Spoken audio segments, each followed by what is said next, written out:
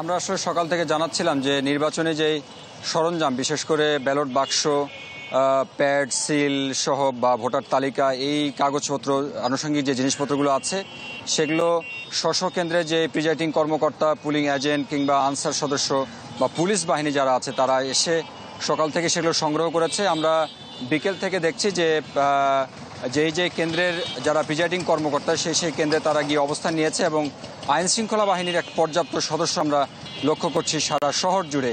আপনি জানেন যে এবার চতুর্থ ধাপের যে নির্বাচন, সেই নির্বাচনে নওগাঁ সদর, মহাদেবপুর এবং মান্দায় 3 উপজেলায় হবে এবং রাজনৈতিক বিবেচনায় এই 3 উপজেলা কিন্তু মোটামুটি গরম উপজেলা বলা যায়, যার কারণে আইন শৃঙ্খলা বাহিনীর একটা সরব উপস্থিতি আমরা লক্ষ্য করছি।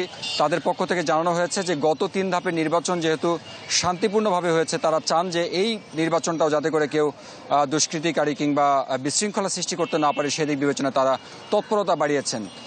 এদিকে আসলে যেহেতু রাত পোহালে নির্বাচন, রাত 12টা থেকে সকল প্রকারের যানবাহন চলাচলের উপর কিছু নিষেধাজ্ঞা আরোপ করা হয়েছে। এটি আসলে 24 ঘন্টা পর্যন্ত থাকবে এবং আমরা লক্ষ্য করছি যে এই 3 উপজেলার বিভিন্ন পয়েন্টে ট্রাফিকিং যে ব্যবস্থা সেটি আসলে জোরদার করা হয়েছে, যাতে করে অবৈধ কোনো যানবাহন কিংবা অবৈধ কোনো গাড়ি আসলে চলাচল করতে না পারে।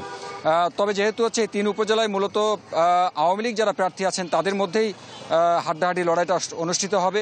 শেষমেশ আশা করা হচ্ছে যে আওয়ামী লীগের ঘরে হয়তো বা যে জয়ের মুকুটগুলো সেটি থাকতে পারে। যদিও বা বিকল্প আছে মান্দা উপজেলা, সে মান্দা উপজেলায় একজন বিএনপির ক্যান্ডিডেট আছেন, তিনি আসলে নির্বাচন করছেন, এবার উপজেলা নির্বাচন করছেন চেয়ারম্যান পদে।